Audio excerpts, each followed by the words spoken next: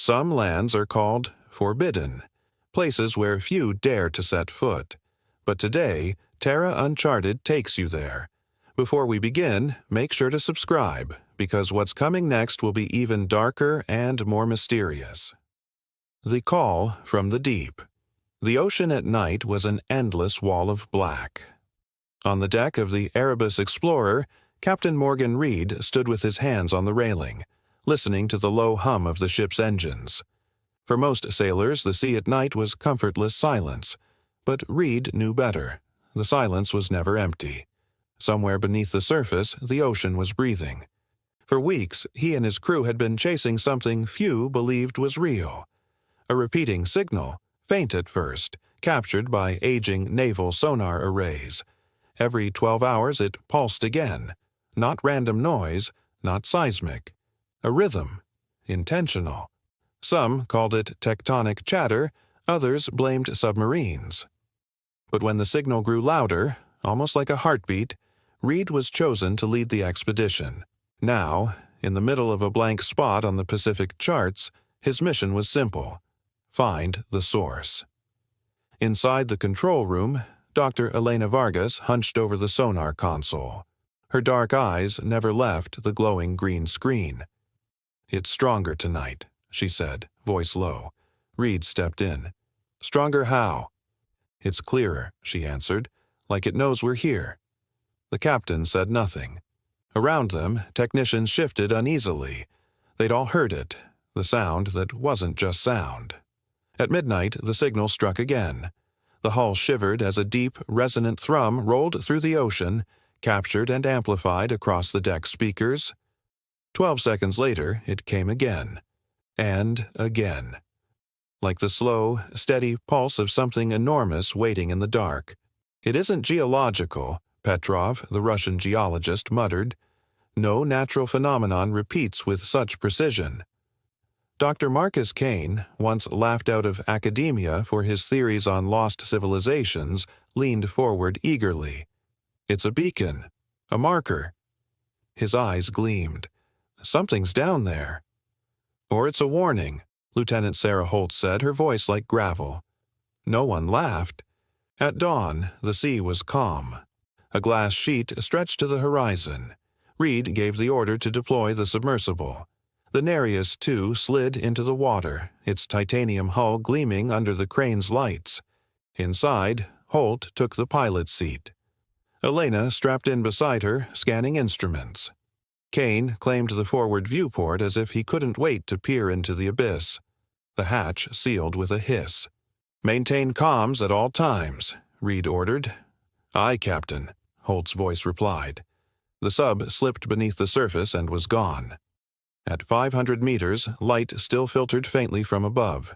Plankton glimmered in swirls, tiny sparks in an endless sea. But by 2000, there was only darkness. The sub's floodlights cut a narrow tunnel through the void, revealing translucent fish, twisting eels, and creatures with bodies that pulsed like living lanterns. Then came the sound. Static whispered through the comms, then deepened into something else. A low, resonant murmur, like a voice carried through water. Not words, yet layered, intentional, pressing into their skulls. Holt's hands tightened on the controls. "Control, did you hear that?" On the Erebus, Reed's reply was steady but uncertain. "Negative, only static." But inside the sub, they heard it clearly. A voice that wasn't human. A voice that seemed to seep into their minds. Elena pressed her palms to her ears. "It's not interference.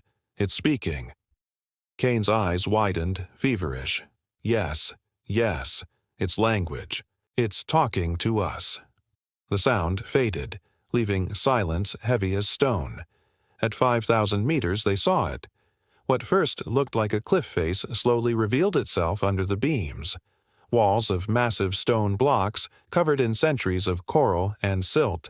Straight edges, patterns, architecture. The floodlights swept further, uncovering colossal statues half buried in sediment. Some wore humanoid faces eroded by time. Others were twisted, monstrous hybrids of fish and man, their jaws stretched too wide, their sockets hollow.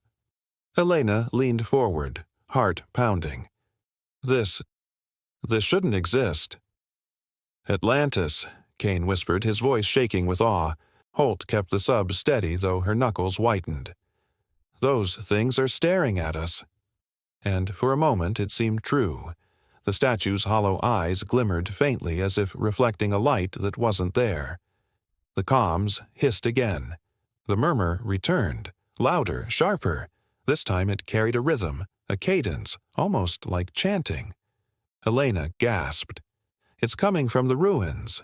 Holt swore under her breath. They drifted down an avenue lined with crumbling pillars. Strange glyphs marked the stone, writhing in the sub's lights as if alive. One of the drones zoomed in, its camera sending images back to the Erebus. Impossible, Elena whispered. The symbols, are they moving? They are, Kane said with a grin that bordered on manic. They're alive. The Nereus shuddered. Alarms beeped. Pressure surge, Aoki's voice came from topside. Careful down there. Then the lights cut out. Darkness swallowed them. Only the emergency glow lit the cabin in red. Outside, the abyss pressed closer, thick and suffocating. Something moved. A vast shadow slid past the viewport, eclipsing what little light remained. Serpentine. Immense. Silent.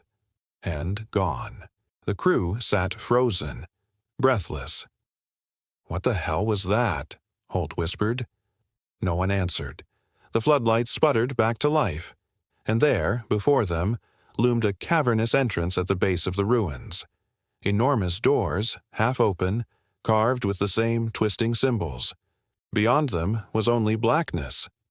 From that blackness came the sound again, the heartbeat, slow, immense, relentless. Thum, thum. Elena's breath hitched. The rhythm matched her own heartbeat, dragging it into sync. She pressed a hand to her chest, her pulse skipping.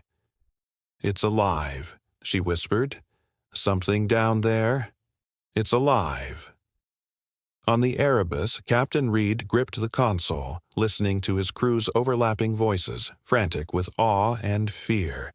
He tried to cut through the static, to issue orders, but then he heard it too, the heartbeat. The city beneath the shadows. The cavern swallowed the Nereus too as Holt guided the submersible forward. The doors loomed above them. Massive stone slabs split down the center, pried open just enough to admit a vessel their size. Carvings writhed across their surface, etched so deep that even centuries of currents hadn't eroded them away. The heartbeat grew louder as they entered. Each thum vibrated through the hull, sinking into the marrow of their bones. Elena clenched her jaw, trying not to tremble. She wanted to look away from the doors, from the symbols, from the impossible size of the place, but her eyes were locked. Inside, the light reached only so far before vanishing into the black. Holt boosted the floodlights. Walls emerged, pillars thick as towers, ceilings lost in shadow, vast corridors stretching into the distance. It was no cave. It was architecture on a scale that mocked human hands. "Oh my God," Kane whispered. "We're inside a city." No one corrected him. They drifted past rows of toppled statues and broken obelisks. Some bore human features, others twisted with scales and fins. One colossus lay on its side, a stone face eroded but still showing teeth sharp as daggers. Its empty sockets glowed faintly as the lights swept past. Elena pressed record. "This is Vargas. Depth 520 meters. Confirmed discovery of megalithic structures. Estimated height exceeds, God, I don't know, 200 feet? These weren't natural formations." Her voice cracked. She cut the feed.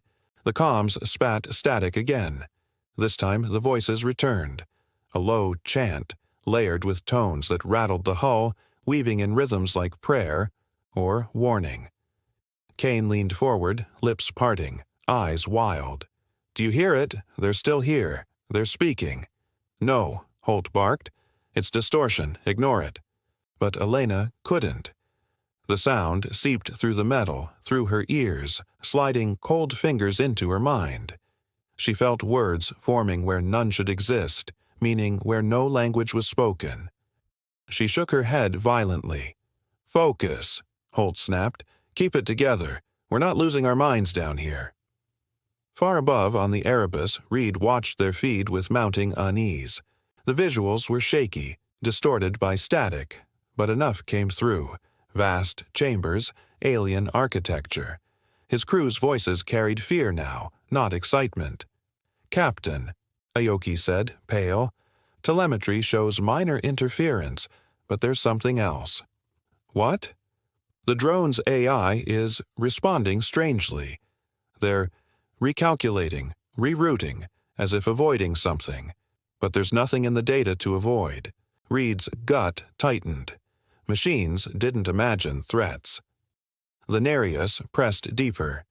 They reached a vast plaza where the ruins opened wide.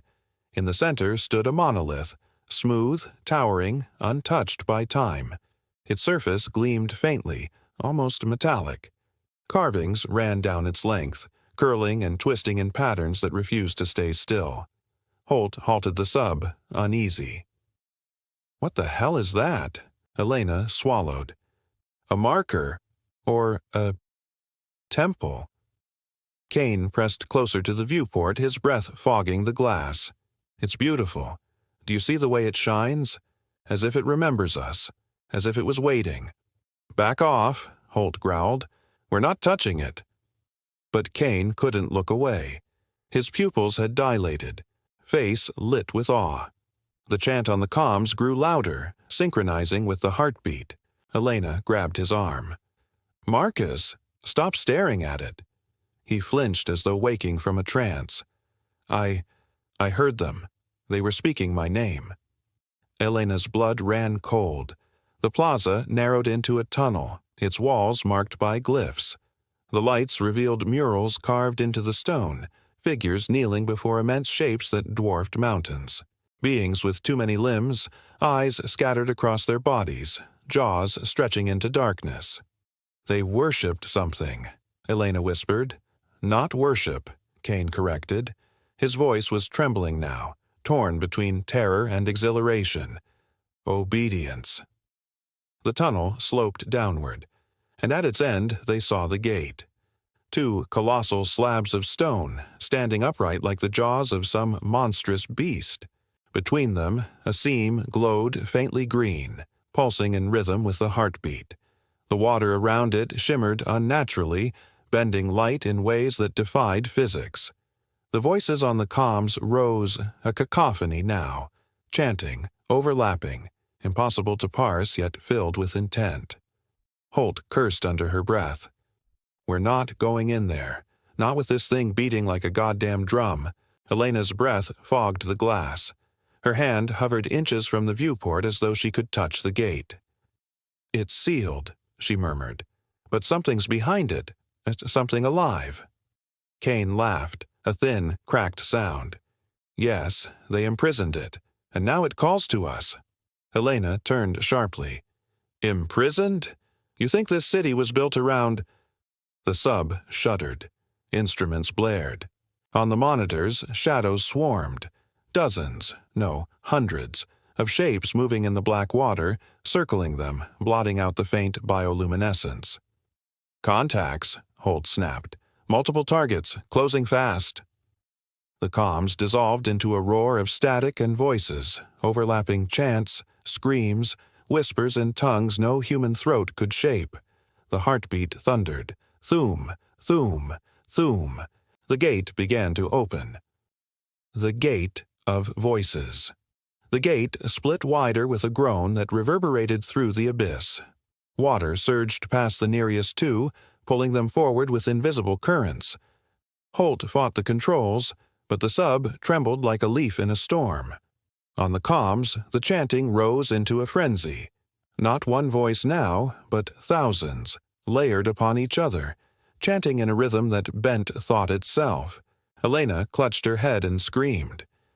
Kane pressed his forehead to the viewport, laughing hysterically. "They're free," he shouted. "Don't you see? The chains are breaking." "Elena, talk to me," Holt shouted, her knuckles white. Elena's eyes darted, wild, unfocused. She was whispering something under her breath, words Holt didn't recognize. Far above, on the Erebus, Reed and his crew watched in horror as their feed fractured.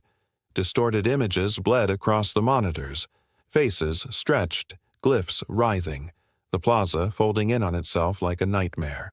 The instrument spiked with readings that made no sense, pressure fluctuating without rupture, oxygen levels dropping though no leaks were detected, temperature plunging and soaring within seconds. "Pull them out," Reed barked. "We can't," Aoki snapped. "The tether's at maximum strain. Something's pulling them down." Inside the Nereus, the gate yawned wider. From the darkness beyond came a glow, sickly green, throbbing like veins under flesh. And then came the shapes. Figures emerged, drifting through the water with impossible grace. At first, they looked human. Pale, slender, hair floating like seaweed. But as the lights caught them, details twisted, skin scaled, mouths too wide, eyes black and lidless. They swam with hunger. Elena's whispering grew louder. She pressed a hand to the viewport, tears streaming down her face. "They're beautiful," she murmured. Kane pressed beside her, grinning through bloodied teeth. "The first children, the forgotten ones. They're welcoming us home." Holt ripped him back. "Snap out of it! They're not human!" One of the figures darted forward, slamming against the submersible's viewport. The impact rattled through the hull. Its face pressed against the glass, skin peeling, gills flaring, a mouth that split open far beyond human anatomy, lined with jagged teeth. It shrieked.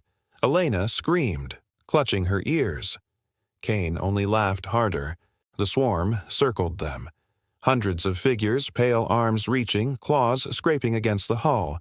The sonar lit with movement, so dense it became useless. Holt forced the sub into reverse. The thrusters screamed, pushing against the current dragging them toward the gate. For a moment it seemed to work. Then the heartbeat boomed. Thoom. The current surged. The sub lurched forward, dragged inexorably closer. Above, Reed slammed a fist against the console. "Cut the tether before it snaps the whole system." "No!" Aoki cried. "If we sever it, they're gone." "They're already gone," Reed growled, but his hand trembled. Inside, Kane had grown eerily calm. He sat perfectly still, eyes locked on the gate. "It's not death," he whispered. "It's awakening. They built the city as a prison, but the ocean forgets. The chains weaken, and we're the key." Holt shoved him. "Shut up." But his words dug into Elena's mind. She felt them. Chains breaking, an ancient hunger stirring, something vast and endless pressing against the walls of reality. For a heartbeat, she saw it. A colossal form coiled beyond the gate, eyes the size of storms, jaws spanning mountains. Its heartbeat was the ocean itself. She gasped and collapsed against the console, shaking. The swarm attacked. Clawed hands raked the sub, leaving deep gouges. One creature latched onto the viewport, gnawing, its teeth leaving trails of sparks. Another tore at the thruster casing, metal screeching. "Reed, this is Holt," she shouted over the comms. "We're under attack. We need extraction now." Static answered, laced with voices. Familiar voices. Reed's, Aoki's, even her own. Mocking echoes twisted into chant. Holt's blood ran cold. In desperation, she fired the sub's pulse emitters. The water shook with a concussive blast. Several of the creatures reeled back, screeching. The swarm scattered, reforming into a wider circle. It bought them seconds. "Elena!" Holt snapped. "I need you, now!" Elena struggled upright, tears streaking her face. "We can't escape," she whispered. "It won't let us. The city knows we're here." Holt grabbed her shoulders, forcing her to meet her eyes. "Listen to me. Whatever's calling you, it's lying. We are getting out of here." For a flicker, clarity returned to Elena's gaze. She nodded weakly. But Kane was gone. Holt turned too late. He had unlatched the emergency airlock. Warning alarms blared. Before she could stop him, the hatch cycled. Kane's body was sucked out into the black. Through the viewport, they saw him drifting toward the gate, arms spread wide, mouth moving in silent prayer. The swarm parted for him, circling like worshippers. And the gate responded. Its glow brightened, pulsing like arteries lit from within. The seam widened further, spilling green light across the ruins. Something massive stirred behind it. The last they saw of Kane was his body vanishing into the light, swallowed whole. The sub's systems flickered. Lights died. Consoles went dark. Only the gate's glow remained, casting the cabin in sickly hues. From the blackness outside, shapes pressed against the glass again, more numerous than before. Their faces changed each time Holt blinked. Strangers, crewmates, even her own reflection, all twisted into mockeries. Elena began to sob. Then came the voice, not a chant this time, not static. A single voice, clear inside their heads. Come closer. The heartbeat thundered. The gate yawned wider, and something vast began to emerge. The awakening. The ocean trembled. From the gate, the colossal form pushed forward. First came the claws, longer than the nearest two, armored in obsidian plates that pulsed with faint light. Then came the maw, splitting open wider than imagination, lined with endless spirals of teeth. Behind it, the abyss writhed, as though reality itself bent to allow its passage. Holt could not breathe. Her lungs refused. Her mind screamed that nothing this vast could exist. Yet it was here, clawing its way free. Elena's voice cracked into the comms. It's not alive. It's not dead. It's forever. The swarm gathered in unison. Thousands of pale figures kneeling in the water before the gate, arms raised.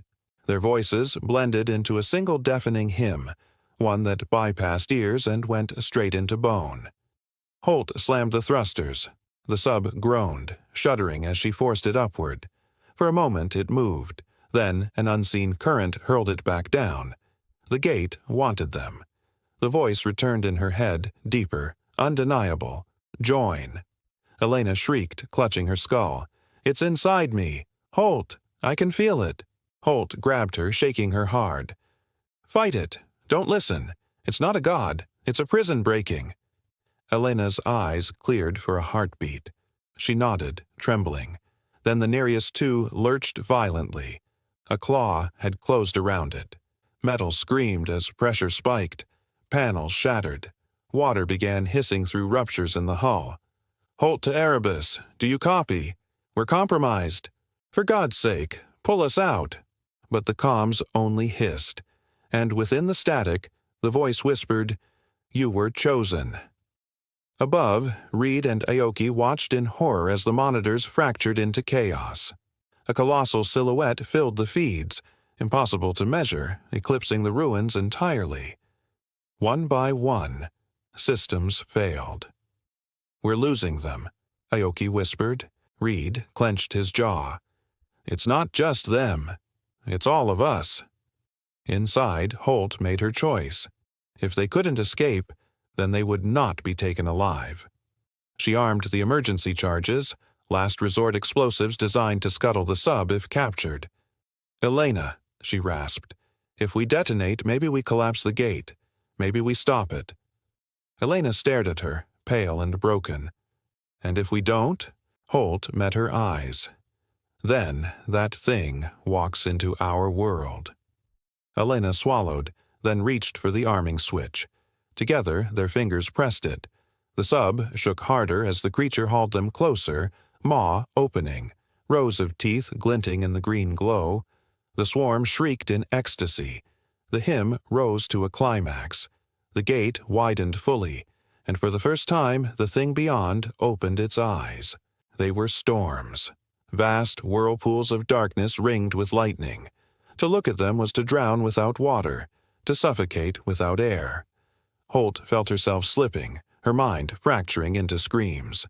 Elena clutched her hand. Now! Holt slammed the detonator. The explosion tore through the abyss. Light swallowed everything. The swarm wailed. The gate convulsed, shattering glyphs, sending cracks spidering across the plaza. For a heartbeat, Holt thought she had done it. Then came the heartbeat. Thoom. The light vanished. The gate still stood. The swarm still sang. And the Nereus too, and everyone within, was gone. Above, on the Erebus, Reed and Aoki stared at the blank screens. The tether had gone slack. All reading ceased. "Signal lost," Aoki whispered. Reed said nothing. He only looked out into the black ocean through the porthole. And for a moment, just a moment, he thought he saw it. A green glow, pulsing deep below. The ocean's heartbeat. The abyss keeps its secrets, but not forever. What do you think waits beyond the gate? Share your thoughts below. And if you want to dive deeper into hidden horrors of the ocean, make sure to like, subscribe, and follow the channel. The Terra Uncharted, and we've only touched the surface.